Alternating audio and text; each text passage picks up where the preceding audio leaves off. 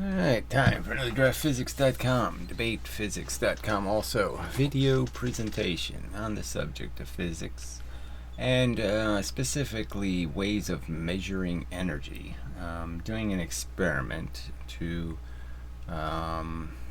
quantify, find out precisely how much total energy or capacity to do work something has. Now, this was a problem back in the 1800s, and a guy named Joule, Thomas, anyway, don't remember now, was sort of famous. He was a brewer, and he wanted to save his company money by finding out whether steam engines are electric dynamos were where electricity was a new thing, and he wanted to see if the electric stuff was more efficient than the, pour fuel into it, wood or gasoline or something like that into it.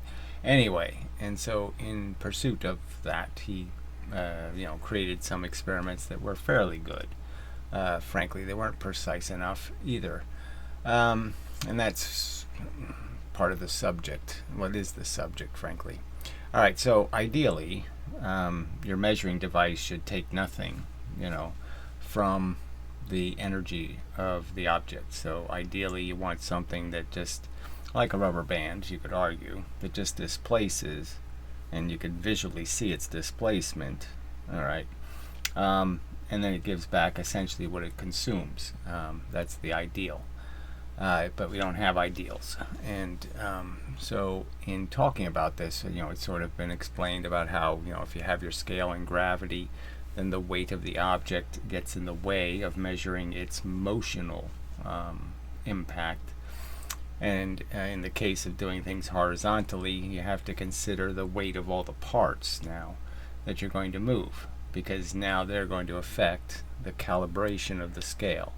So you can just understand that if I bang something, of different masses and different velocities into the same mechanical piece, that's going to be a translator. It's going to translate the energy from this into pushing on a spring or doing something else. Well, if I move the translating piece at a high velocity, it's obviously got to consume more energy. I can't move it at a faster velocity without giving it more momentum.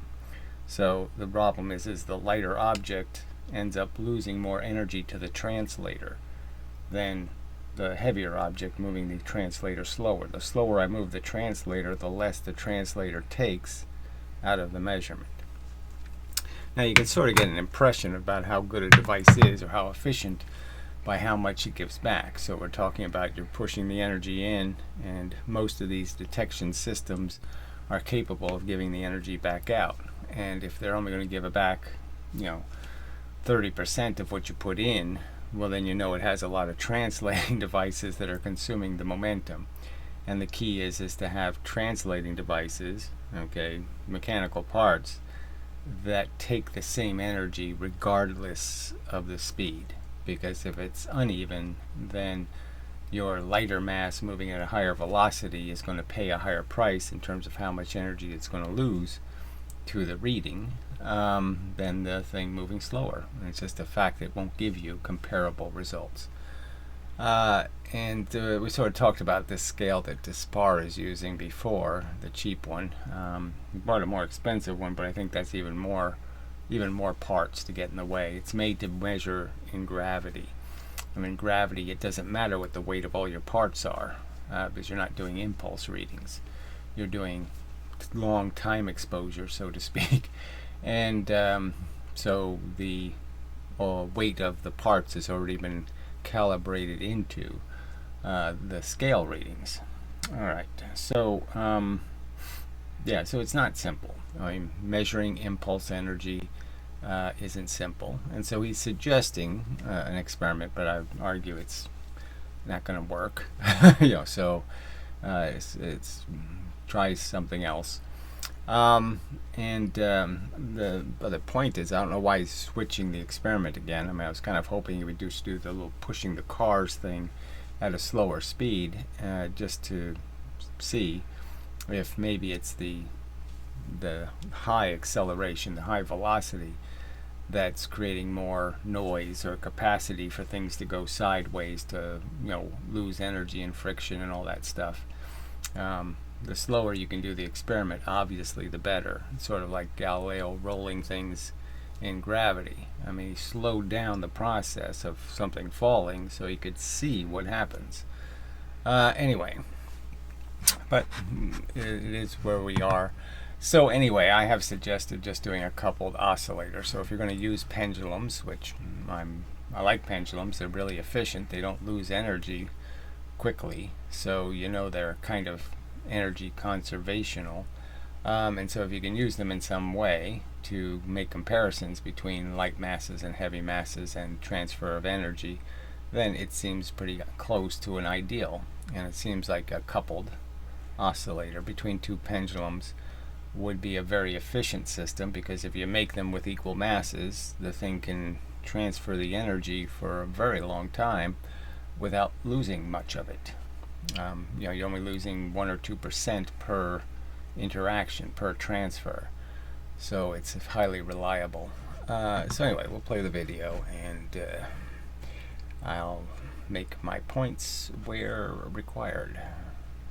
I guess I could I could increase this volume, and I'll decrease some. I'm having a little trouble with my audio profile in Linux staying consistent, but whatever. Just one of the liabilities of computering. Okay, so here is an experiment suggestion. I've made this setup. I have a mass, let's say a 1 mass. I've suspended it with this carbon rod all the way up here. And beneath it, I've glued a flag on it. And this is a timer, so we can know what the time will be as I will let it swing from, let's say, 4 times the height. Right, so that's all good, but we kind of already know that stuff works. So if you do that right, you're going to get the right velocity anyway, but it's good to verify that. So the problem isn't so much getting the right velocity. The problem is getting a way of measuring it on impact. So again, if he could, this is essentially the same experiment. It's just dropping the objects from 4 times the height. I mean, swinging them and dropping them. So all you're changing is whether you're going to try to measure the impact weight, okay, going with gravity or outside of gravity. And again, the issue is if you're doing it sideways, then you have to account for the other moving parts that you're moving, because now they're not gravitationally balanced in terms of their weight. They don't have the same weight. Their weight will be decided by their velocity. The faster they go, the more they're going to weigh. It's a simple way to put it. I mean, that's the problem doing it horizontally, is the weight of the parts is going to change based on how fast they have to move. And when I let it drop from 4 times the height, it will move through this so we can know the velocity, and then it will bang into the scale. That's the key word. It will bang into the scale, and so it's going to have to do a translation between that bang and getting the energy into the spring. And now we have the problem of, if there's any kind of resistance, then it's going to bounce off, and so you're going to lose energy going the wrong way. So you don't necessarily capture all the energy. There's no Velcro here or something. And also you have this huge problem of you're now going to move the parts of the scale at different velocities. And that means they're absorbing a different amount of the total energy that you're trying to measure. So if your parts are consuming the energy, you're not going to get accurate readings. Reading its weight.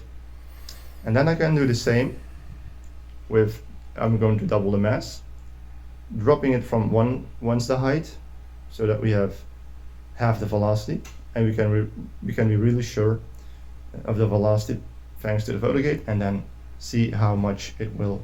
So you'll see in a minute he's going to actually do a practice run, but you can see that it does twist a lot, which is a problem.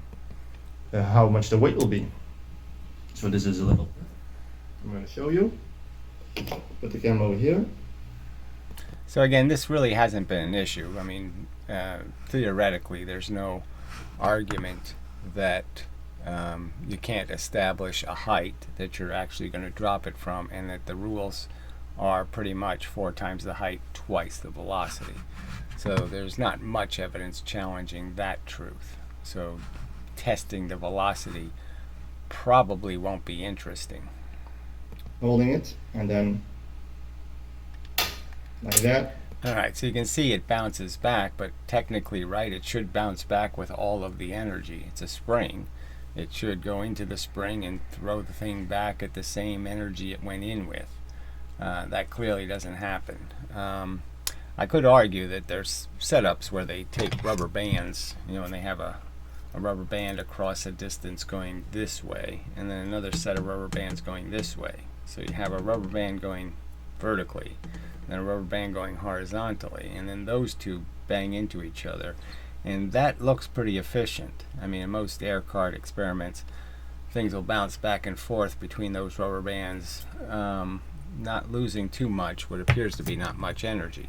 So that's the trick, is really to find a mechanism where you can visually see the displacement, but the displacement doesn't have a bunch of mechanical parts doing the translation. That's pretty direct between very elastic objects, and nothing that's a poor translator in between. Nothing inelastic in between the process of getting from one object to the spring. The only problem will be is that we have to be really sure that it will go through it in a perfectly straight line. That's probably not as much of a deal as you think it is, just because the momentum is going to even that out eventually, and it's going to end up putting all the force into the object. But it does help to have a very even contact. Not like this, not like that. So in a coupled oscillator, a little bit of rotation won't make any difference. So if the objects rotate a little, it's not going to be a big deal. It's not going to consume much of the energy. So we ought to just make 2 of these pendulums, take a little bit of elastic material, a few rubber bands, tie them together so when they start to expand, they put a little bit of pressure on the rubber bands, and then they'll transfer the energy from one object to the other object, and you can get an understanding of the difference in the 2 objects when they have all the energy. The coupled oscillator will put all the energy in the light object, then it'll put all the energy in the heavy object, and it should be relatively easy to measure the amount of energy when it's in the 2 different states. Like this. So that's just a suggestion. And I'm wondering if you think this is a good idea to. Yeah, I think it's got a lot of variables. The biggest variable is how much energy does the scale consume, and how much more does it consume the faster its parts have to move. So how much does it prejudice against the fast moving object? And I'd say it's pretty strong prejudice. To check whether or not the weight will be the same. I mean, a cheaper scale is better in these circumstances. You want something as direct as possible in terms of just hitting and pushing or compressing a spring. Usually the springs are coils, and you're moving the coil. And you want something that does that as efficiently as possible, with as few parts as possible. In this case, to measure impulse, that's what you want. If you're measuring gravitational pressure, you're not measuring an impulse. You're measuring over time a standing weight, a static weight in a static field. In this case, you're not measuring a static weight in a static field. You're measuring an impulse, how much you're taking the energy from the object and putting it into the scale. And then, in some cases, if the scale is efficient enough, you can get the energy back. For 1 mass and 2 mass. Alright, so I don't know why a new experiment is required, but whatever, it's fine. I'm still interested in doing the catapult more efficiently, put the energy in one side of the lever, get the energy out of the other side of the lever. those are all viable experiments that I think need to be pursued by people who are interested in, adjusting the variables. And as stated, I'm going to do the coupled oscillator. I did buy these little cheap, bang into each other balls, and the good news is they're hollow. So the bad news was they're not very elastic. So banging them into each other wasn't very practical. So I thought of putting metal on them, but then it just gets kind of wobbly and it doesn't move straight. So the good news is, like I said, they're hollow, so I can make a double mass and it'll be the same profile as the single mass. And the idea is just to couple them as oscillators. So put them on as long a pendulum as possible. And theoretically what should happen is this side will go and this side will be still. And then this side will go still and this side will have all the energy. And the fact is the lighter one, as it's happening right here, is going to move more aggressively, twice as aggressively as the heavy one. And I think that's a pretty there's not much to complain about. There's so few variables, and we either all believe the energy is being transferred from one to the other, and if we believe it's being transferred completely, then it shouldn't be much of an argument to say it'll either show us that the objects have momentum or the objects have kinetic energy. One of those two things will be conserved in the experiment, and one of them will be destroyed. And so it'll tell you which one of these forms of energy is real energy. Alright, so probably enough of a video. Just an overview. Going into this, I don't think any of us thought these experiments could get this complicated. But the fact is they're complicated. I mean, even little things like just playing with this Newton's cradle, I was messing with making the thing heavier just to see what would happen. But, just a simple thing like when I do this, okay, this standard back and forth, okay, it loses energy fairly quickly. But if I do the back and forth by just using one ball, it lasts much longer. The energy is conserved. So even though the Newton's cradle in theory, okay, is conservative, it really isn't. It does start wobbling a lot, especially in this small version. So you have to be aware of the fact that, if you're losing 20% of the energy or 30% here, that starts to add up, okay? So you really do have to keep track of how if is something using up the energy. It's kind of as simple as launching the little cars is a good idea, like launching anything, but then the trick would be is to take the output velocity and put it in and see if it's able to restore the original condition, because if the output velocity doesn't restore the original condition, that is, you can't make the spring compress with that velocity the same amount it was compressed when it launched it, well, that's the catch. Then there were some losses somewhere the contact between whatever you're using as a force and the object wasn't good enough, and the force didn't get into the object. So anyway, but there's variables and you have to consider them, and it's a pain in the butt and blah blah blah. But as stated, I think you can design experiments that are likely to give you a result that is indestructible in terms of what it says, and it can't be. The errors are so minimal that you can't use errors as an explanation for a result that isn't consistent with what your expectations were, let's say. So I think the coupled oscillator is a good candidate for a very simple experiment, very few variables, and done well, that is, in residence, so to speak. I mean, where you get where one side goes very still and the other side gets all the movement. It's a good experiment, in theory. Alright, so enough of a video. Till the next time and such.